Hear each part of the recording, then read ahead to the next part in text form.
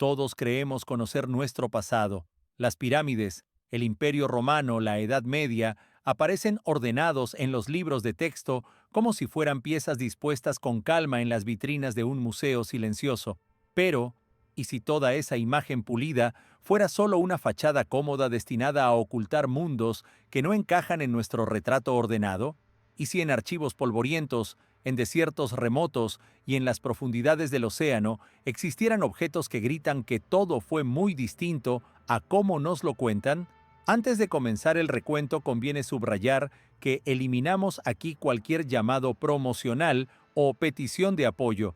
Lo que sigue es únicamente una mirada crítica a hallazgos arqueológicos que complican la historia aceptada. En 1901, buceadores de esponjas hallaron los restos de un antiguo barco romano frente a la costa de la isla de Anticitera, en Grecia.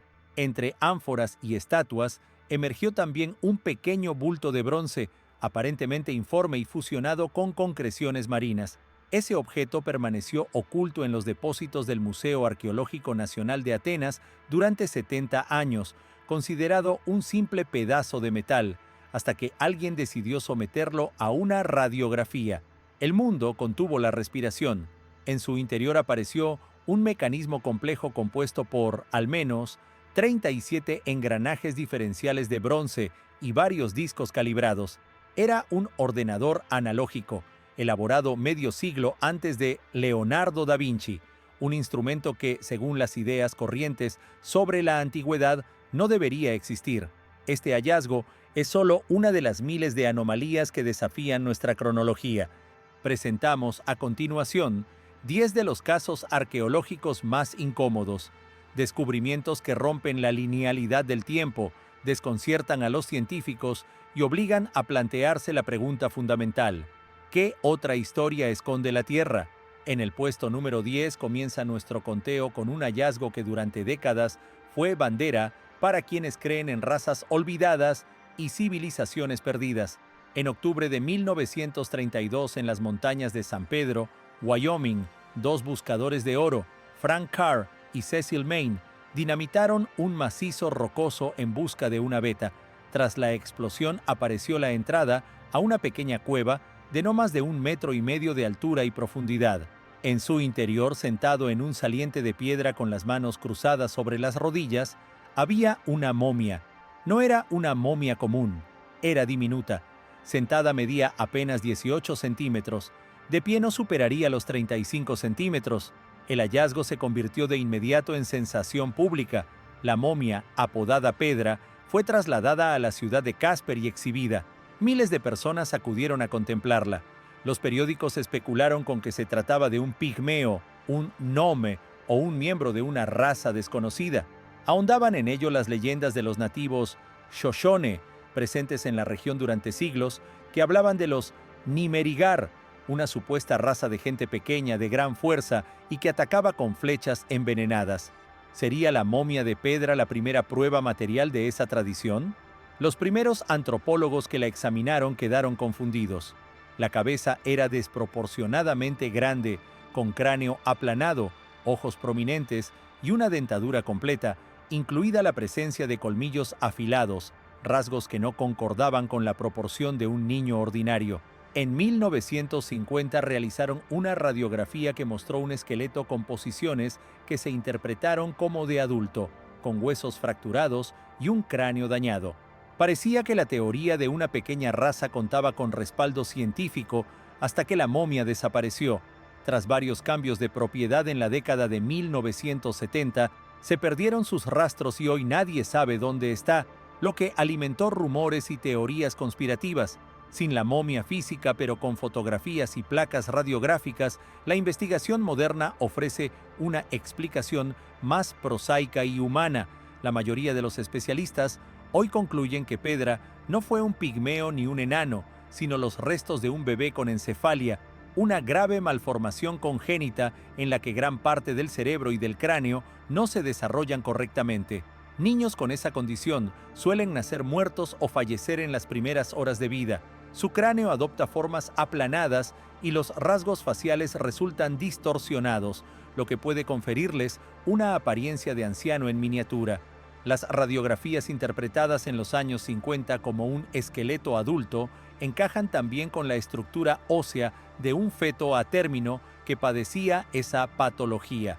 ¿Se cierra así el misterio? No por completo. Si realmente se trató de un bebé enfermo, cabe preguntarse por qué fue enterrado con honores en una cueva aparte, en posición sentada, y por qué su cuerpo se momificó en lugar de descomponerse. ¿De dónde proceden las leyendas sobre los Nimerigar? Tal vez el nacimiento ocasional de criaturas con deformidades excepcionales generó mitos sobre seres diminutos que eran considerados especiales o sobrenaturales. Este caso ocupa el 10º lugar, porque ejemplifica cómo la ciencia puede desmentir un mito y, a la vez, abrir nuevas preguntas sobre creencias, miedos y rituales de comunidades que vivieron hace mucho. Desde los paisajes salvajes de Wyoming, nos trasladamos a las bóvedas tranquilas de una catedral italiana para hablar de un objeto entre los más controvertidos del cristianismo, la Sábana Santa de Turín. Se trata de una pieza de lino de 4 metros sobre la que, de manera tenue, se perciben las imágenes frontal y dorsal de un cuerpo masculino desnudo con señales compatibles con las heridas narradas en los evangelios, marcas de golpes, huellas de una corona de espinas, clavos en muñecas y pies y una herida en el costado. Para millones de creyentes, la sábana es más que una reliquia. Es el lienzo original que envolvió el cuerpo de Jesús tras la crucifixión y conservó milagrosamente su impronta en el instante de la resurrección. Para la ciencia, sin embargo, la sábana plantea un caso forense complejo que ha alimentado un largo debate. La trayectoria documental de la reliquia es fragmentaria y comienza de manera fiable recién en el siglo X en Francia. Desde temprano su autenticidad fue puesta en duda. En 1388, el obispo local, Pierre d'Arcis, escribió al Papa denunciando que la imagen era un fraude ingenioso y afirmando conocer incluso el nombre del artista autor del engaño. A pesar de ello, la veneración popular creció y en 1578 la sábana fue trasladada a Turín. El debate científico serio arrancó en 1898, cuando el aficionado fotógrafo Secondo Pia obtuvo por primera vez imágenes de la tela. Al revelar las placas, se asombró. En el negativo la imagen resultaba positiva, de modo que el rostro en el lienzo se mostraba como una especie de negativo fotográfico que, al invertir colores, aparecía sorprendentemente realista y tridimensional. Ese descubrimiento conmocionó a muchos y pareció refutar la acusación de simple falsificación medieval, pues, ¿qué artista medieval habría podido producir una imagen negativa siglos antes de la invención de la fotografía? Desde entonces, se han realizado numerosos estudios con técnicas que van desde la fotografía infrarroja y ultravioleta hasta análisis de polen y de restos de sangre. Se han propuesto distintas hipótesis sobre la formación de la imagen: contacto directo con un cuerpo ungido con aceites y aloe, reacciones químicas por vapores liberados por el cadáver o explicaciones más audaces que invocan algún tipo de emisión energética al momento de la resurrección. El golpe más contundente contra la autenticidad histórica llegó en 1988, cuando el Vaticano permitió datar por radiocarbono una muestra de la tela. Laboratorios independientes en Oxford, Zúrich y Arizona coincidieron con notable precisión. Los tejidos databan entre 1260 y 1390, es decir, exactamente del periodo en que la sábana aparece por primera vez en crónicas y cuando el obispo Lawrence la calificó de falsificación. A simple vista, parecería que el debate quedó resuelto. Se trataría de una obra medieval. No obstante, los defensores de la autenticidad no se resignaron. Alegaron que la muestra analizada provenía de un parche usado para reparar la tela tras un incendio medieval o que el contenido de carbono se vio alterado por fuego o por contaminación biológica. La controversia se mantiene activa. ¿Qué es entonces la Sábana Santa de Turín? ¿Un milagro divino, la obra maestra de un genio artístico medieval o un objeto con complejidades físicas que todavía no comprendemos del todo? Sea cual sea la respuesta, la pieza permanece única y poderosa porque enfrenta fe y ciencia en un pulso donde, a veces, el misterio que rodea al objeto pesa más que el objeto mismo. Por eso, ocupa el noveno lugar. Del artefacto con al menos 600 años de historia conocido hasta hoy pasamos a un objeto sin historia alguna, una anomalía absoluta. En Meredith, New Hampshire, obreros que cavaban para instalar una valla junto a la orilla del lago Winnipesaukee hallaron a una profundidad aproximada de 2 metros un extraño nódulo de arcilla. En su interior apareció una piedra lisa, oscura, con forma de huevo y tamaño ligeramente superior al de un huevo de ganso. Toda su superficie estaba cubierta por grabados misteriosos y notablemente precisos. En una cara se veía un rostro humano con ojos hundidos y boca estrecha. En otra, una mazorca de maíz, flechas, una tienda cónica y una espiral. En una tercera, aparecían la luna y estrellas.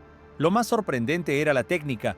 La piedra estaba perforada de arriba a abajo por un orificio perfectamente recto, como si se hubiera hecho con un taladro moderno. El análisis mostró que la roca era cuarcita, una piedra extremadamente dura que resulta muy difícil de trabajar con herramientas primitivas. El hallazgo, llamado la misteriosa piedra del lago Winnipesaukee, desconcertó desde entonces a investigadores y entusiastas. ¿Quién la hizo? ¿Cuándo? ¿Y con qué objetivo? A lo largo de siglo y medio, no surgió una teoría satisfactoria. Una hipótesis consideró que se trataba de un objeto nativo americano, pero ninguna de las tribus locales recogía en su tradición la manufactura de piezas así, ni poseía tecnología conocida para perforar cuarcita con tal perfección. Otra propuesta aludió a visitantes europeos tempranos, celtas o escandinavos, que hubieran dejado rastros de su paso por América, aunque los símbolos carecen de paralelos directos en esas culturas. Una tercera posibilidad fue la del fraude. Un artesano local que, como broma, fabricó la piedra en el siglo XIX. Pero entonces surge la pregunta de por qué alguien la enterraría a tanta profundidad y de dónde habría provisto las herramientas para trabajar con tal finura en 1872. En 1994, un análisis geológico determinó que la cuarcita no era de la región. Los yacimientos más cercanos están a cientos de kilómetros de distancia, lo que sugiere que la piedra fue traída de lejos o formaba parte de algo mayor. El detalle más inquietante fue el orificio. El examen microscópico reveló huellas de rotación típicas de una broca mecánica, casi con seguridad, resultado de una herramienta motorizada. ¿De dónde habría venido una herramienta así hace siglos? La piedra del lago Winnipesaukee es el ejemplo paradigmático de un artefacto fuera de contexto, un objeto cuyo nivel tecnológico o estilo cultural no encaja en el sitio y el tiempo de su descubrimiento. No da respuestas, solo plantea preguntas. Por eso, ocupa el octavo puesto. En el séptimo lugar figura una historia que conmocionó al mundo a principios del siglo XXI por ofrecer, en apariencia, una prueba irrefutable de una visita extraterrestre. En el 2003, en el desierto de Atacama, Chile, en el pueblo minero abandonado de La Noria, alguien encontró el esqueleto diminuto de un ser humanoide de apenas 15 centímetros de longitud. El esqueleto, apodado Ata, fue sacado clandestinamente de Chile y vendido a una colección privada. Fotografías y videos se difundieron por la red, provocando sensación. El cuerpo tenía un cráneo alargado en forma cónica, cavidades oculares desproporcionadas y solo 10 pares de costillas en lugar de las 12 habituales en humanos. Los ufólogos celebraron. Aquello parecía el cuerpo de un alienígena. Aparecieron documentales y libros que defendían su origen extraterrestre o la idea de hibridación humano-alienígena. La comunidad científica, en cambio, mostró escepticismo y propuso que podría tratarse de un fraude o de los restos de un feto humano prematuro con graves malformaciones. En 2012, un equipo de la Universidad de Stanford obtuvo acceso al esqueleto y realizó un análisis genético exhaustivo. Los primeros resultados provocaron impacto. Ata era humana y además era una niña. La decodificación completa del genoma, desempeño que llevó varios años, ofreció una explicación sorprendente y con un matiz trágico. En 2018, un artículo en la revista Genome Research dio por concluido el misterio. Los científicos hallaron una mezcla de mutaciones genéticas raras, muchas desconocidas hasta entonces, asociadas a enanismo, escoliosis y deformidades esqueléticas severas. Lo más determinante fue una mutación en un gen implicado en el envejecimiento óseo. Esa alteración provocó una forma de progeria, una enfermedad que acelera el envejecimiento del cuerpo a ritmo catastrófico. El análisis indicó que la edad ósea de los huesos correspondía a la de una niña de entre 6 y 8 años, aunque probablemente Ata murió antes o inmediatamente después del nacimiento. Esa combinación de defectos genéticos explica su aspecto alienígena: cráneo alargado, estatura corta y un número anómalo de costillas. La aridez del desierto de Atacama favoreció la momificación natural de su diminuto cuerpo. El caso de Ata ocupa el puesto 7 porque funciona como vacuna contra la credulidad. Muestra cuán fácil resulta preferir una explicación extraordinaria a aceptar una historia humana compleja y dolorosa. La ciencia no mató el misterio, lo transformó en drama humano. Si el ejemplo anterior ilustra cómo la ciencia puede desactivar una sensación, el siguiente caso demuestra lo contrario: la fabricación deliberada de un mito para engañar y lucrar. Se trata de las llamadas momias de 3 dedos de Nazca, el gran timo arqueológico de años recientes. En el presente año circularon impactantes imágenes de varias momias supuestamente halladas en las laderas de la meseta de Nazca, Perú, área famosa por sus geoglifos gigantes. Esos cuerpos no se parecían a humanos: cráneos alargados y extremidades con solo 3 dedos largos, todo cubierto por un polvo blanco semejante al yeso.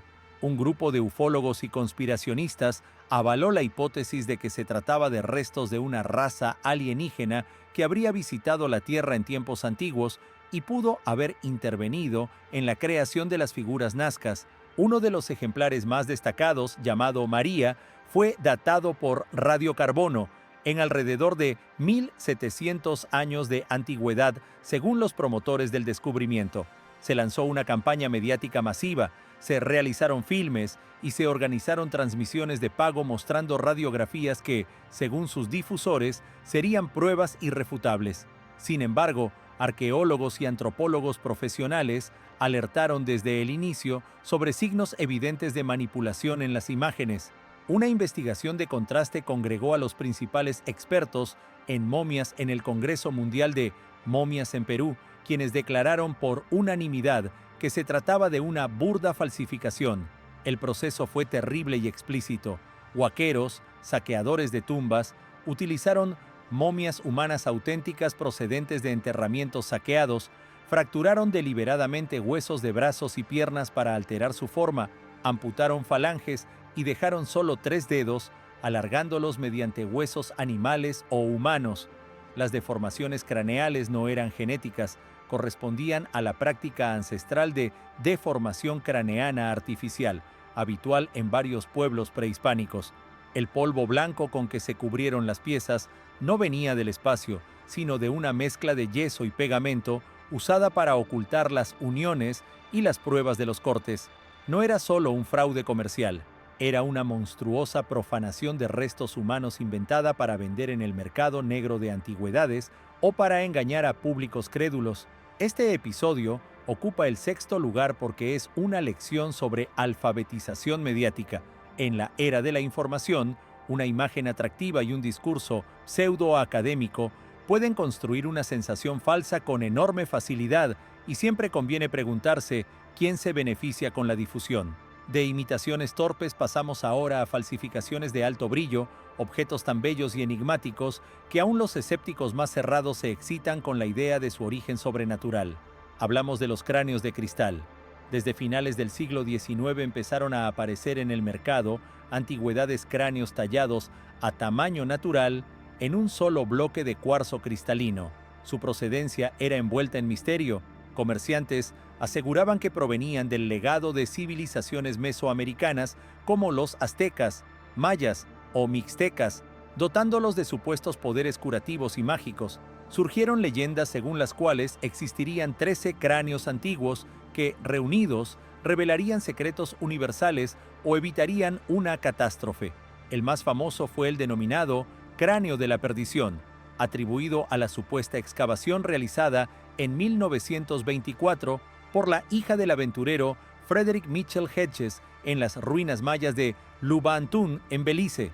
El cráneo de Mitchell Hedges es una pieza de extraordinaria factura, cuarzo puro, mandíbula inferior independiente que encaja y puede moverse. Durante décadas su descubridor y su hija pasearon la pieza por el mundo narrando historias de poderes que mataban con la mirada o inducían visiones. Otros cráneos llegaron a colecciones de museos de prestigio. Durante mucho tiempo fueron considerados artefactos precolombinos genuinos, hasta que a finales del siglo XX la ciencia decidió investigar a fondo. Especialistas del British Museum y del Smithsonian examinaron las piezas con microscopio electrónico y hallaron algo revelador: surcos paralelos muy regulares en la superficie, marcas características de herramientas rotativas como una rueda de joyero o una máquina de pulir. Las culturas mesoamericanas no empleaban herramientas de ese tipo y habrían dejado marcas abrasivas mucho más caóticas. Además, la procedencia del cuarzo se vinculó más probablemente a Brasil que a México. La investigación sobre el comercio de antigüedades situó la aparición de esos cráneos en el mercado entre las décadas de 1860 y 1880, pasando por las manos del comerciante parisino Eugène Boban, y todo apunta a que fueron manufacturados en la ciudad alemana de Idar Oberstein, centro europeo de trabajo de piedras preciosas, en el siglo XIX. Los cráneos de cristal son por tanto una sofisticada estafa decimonónica, una creación hermosa destinada a satisfacer la fascinación por lo exótico de la época. Por su belleza y la perdurabilidad del engaño, ocupan el quinto lugar. Nos recuerdan que a veces no nos engañan por maldad ajena, sino porque deseamos creer. En el cuarto puesto se encuentra un enigma que ha vuelto locos a criptógrafos, lingüistas e historiadores durante más de un siglo: el manuscrito Voynich. Se trata de un códice medieval escrito en una lengua desconocida por un autor ignorado. El manuscrito consiste en 240 páginas aproximadamente de pergamino con una caligrafía cuidada en un alfabeto sin paralelo conocido. Lo más desconcertante son las ilustraciones: cientos de dibujos detallados de plantas que no existen en la naturaleza, mapas astronómicos con constelaciones extrañas y signos del zodíaco, y escenas de mujeres desnudas bañándose en piscinas de un extraño tono verdoso, conectadas por un entramado de tuberías. La trayectoria documentada del manuscrito retrocede hasta el siglo XV, cuando perteneció al emperador del Sacro Imperio Romano Germánico, Rodolfo II, aficionado a la alquimia y a lo oculto. Desapareció luego del registro hasta que en 1912 el librero estadounidense Wilfrid Voynich lo encontró en un colegio jesuita en Italia, de donde proviene su nombre. Desde entonces ha sido el santo grial de los descifradores. Durante la Segunda Guerra Mundial, criptoanalistas aliados intentaron descifrarlo sin éxito. Los análisis lingüísticos indican que el texto no es un galimatías sin sentido. Presenta estructura, obedeciendo leyes estadísticas propias de una lengua real, con palabras repetidas, prefijos y sufijos. Sin embargo, ¿qué lengua es? Existen muchas hipótesis: una lengua artificial con fines filosóficos o científicos, un cifrado que oculta un texto en latín u otra lengua europea, un registro de glosolalia producido en trance por un medium o una broma magistral. La datación por radiocarbono del pergamino situó su origen a principios del siglo XV, lo que descarta autores propuestos como Roger Bacon o Leonardo da Vinci. Es entonces un herbario, un tratado alquímico, un manual de salud femenina o la crónica de un mundo imaginario. El manuscrito Voynich es un rompecabezas intelectual absoluto. Exhibe imágenes claras y texto que se resiste al descifrado. Ocupa el cuarto lugar porque es, de todos los enigmas aquí presentes, el que se complejiza con cada nuevo estudio. Es un libro cerrado con llave cuyo cerrojo nadie ha sabido abrir durante 600 años. Ahora descendemos al fondo del mar Mediterráneo, a unos 10 kilómetros de la costa de Israel. Allí, a una profundidad de 12 metros, no yace simplemente un barco, yace una aldea completa. Se trata de un asentamiento neolítico excepcionalmente bien conservado que data de hace unos 9.000 años y fue descubierto accidentalmente en 1984 por el arqueólogo submarino Ehud Galili. Este poblado sumergido es una de las mayores ventanas sobre comunidades del fin de la última glaciación. Debido a que el sitio quedó rápidamente cubierto por capas de arena y limo, elementos habitualmente perecederos se preservaron en el ambiente anaeróbico: madera, huesos, semillas y tejidos entrelazados. Los arqueólogos submarinos hallaron cimientos de casas de piedra, pozos y fogones, y más adelante descubrieron una estructura megalítica: 7 piedras gigantes, cada una con un peso de hasta 600 kilogramos, dispuestas en círculo alrededor de un manantial de agua dulce que posiblemente tuvo carácter sagrado. En algunas de esas piedras se grabaron símbolos misteriosos. Se trata de una de las estructuras rituales más antiguas conocidas, con antigüedad que supera por miles de años monumentos megalíticos posteriores como Stonehenge. ¿Por qué pobladores aparentemente primitivos dedicaron enormes esfuerzos a erigir esos monolitos? Sigue siendo una pregunta abierta. Otlit Yam, así se denomina el sitio, no solo habla de rituales, también evidencia tragedias. En una tumba se encontraron los restos de una mujer y un niño que mostraron, en su ADN, trazas de tuberculosis, constituyendo así el caso más antiguo conocido de esa enfermedad. Este descubrimiento desmonta la idea de que la tuberculosis era un mal exclusivamente ligado a sociedades urbanas. Ya aquejaba a comunidades del Neolítico. ¿Qué provocó el abandono del asentamiento? La explicación principal es el cambio climático. Hace 9.000 años el deshielo incrementó el nivel del mar de manera sostenida y las aguas avanzaron sobre los hogares hasta salinizar pozos y recursos hídricos, forzando la marcha. Investigaciones recientes sobre sedimentos en el lecho marino aportan un giro más dramático. Existe evidencia de un tsunami potente en la misma época, provocado por el colapso de una ladera del monte Etna en Sicilia.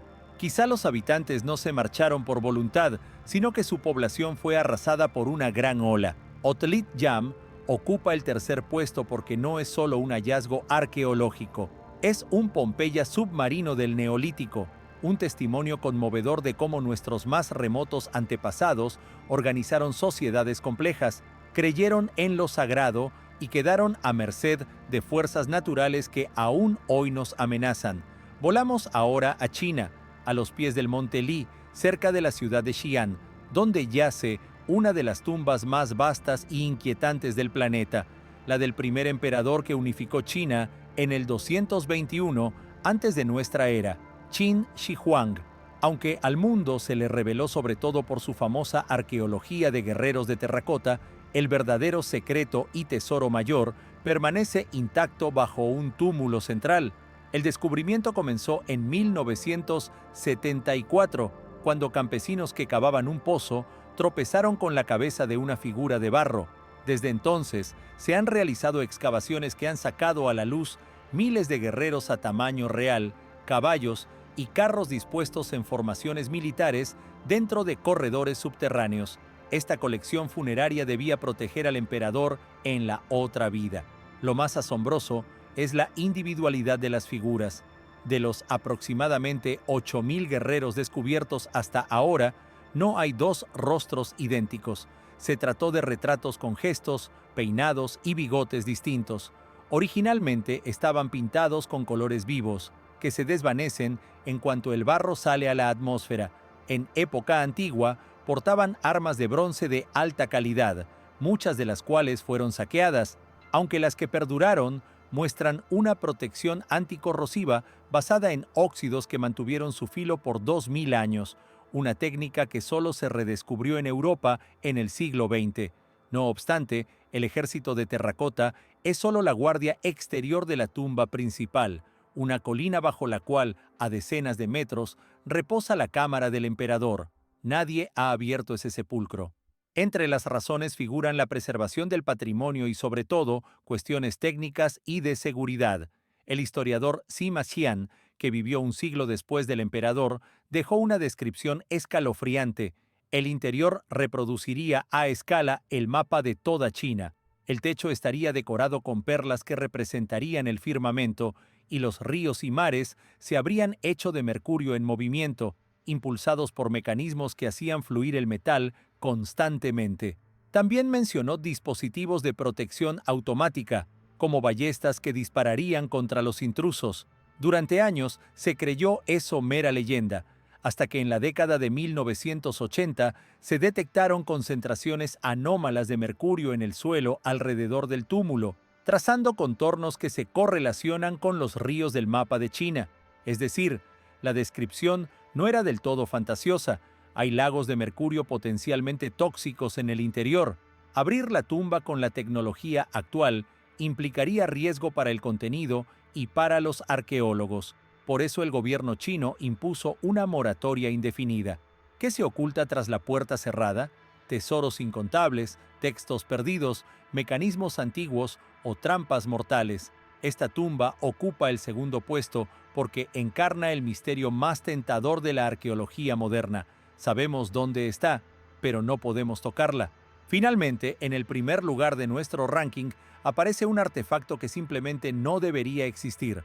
Un objeto capaz de trastocar por completo nuestra percepción de las capacidades técnicas del mundo antiguo. Volvemos a la historia de la isla de Anticitera, 1901. Buceadores que buscaban refugio en una tormenta hallaron, en el fondo, un barco mercante romano hundido hacia el año 60 antes de nuestra era. Entre sus tesoros recobrados apareció, en apariencia anodino, un fragmento de bronce corroído. En 1902 el arqueólogo Valerio Stais observó, al partirlo, la presencia de un engranaje en su interior, y a partir de ese hallazgo arrancó una investigación que se extendió por más de un siglo. Con cada técnica nueva aplicada, radiografías, tomografías computarizadas y modelado tridimensional, las capas del artefacto se fueron desvelando y lo que surgió parecía ciencia ficción. El mecanismo de Anticitera es un sofisticado calculador astronómico, un ordenador analógico compuesto por, al menos, 37 ruedas dentadas de bronce alojadas en una caja de madera del tamaño de una caja de zapatos. En su frontal se disponía un disco que mostraba los movimientos del Sol y la Luna a través del zodíaco, y en el reverso, dos diales en espiral que permitían predecir eclipses lunares y solares con asombrosa precisión. El dispositivo representaba la órbita elíptica de la Luna mediante un ingenioso sistema de dos engranajes excéntricos y registraba ciclos astronómicos como el metónico de 19 años y el Saros de 223 meses. Incluso llevaba un indicador para señalar las fechas de los principales juegos panhelénicos, entre ellos los Juegos Olímpicos. Su complejidad mecánica no sería superada hasta la aparición de los primeros relojes astronómicos en Europa en el siglo XIV. Es como encontrar un avión a reacción en una tumba del antiguo Egipto. La pregunta esencial no es tanto cómo funcionaba, sino cómo pudo existir. ¿Quién fue su creador? ¿Arquímedes, un artesano de Rodas o un genio hoy desconocido?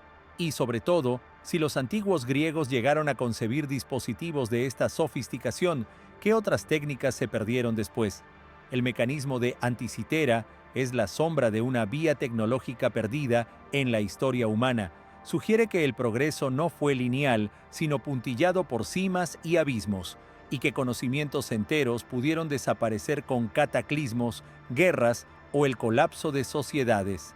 Ocupa el primer puesto porque obliga a replantear nuestro imaginario sobre la antigüedad. Transforma un mundo de filósofos y guerreros en otro, paralelo y olvidado, de ingenieros brillantes cuyos secretos apenas comenzamos a comprender. ¿Cuántos otros mecanismos de Anticitera esperarán aún en el fondo del mar o en tumbas no excavadas, listos para estallar nuestra concepción del pasado? Con esto concluye el recorrido por 10 de los hallazgos arqueológicos más perturbadores. Cada uno, a su manera, nos recuerda que la historia no es siempre la narrativa ordenada que contamos en los libros, sino un entramado de descubrimientos que pueden reescribirla. Gracias por acompañar esta lectura crítica y reflexiva.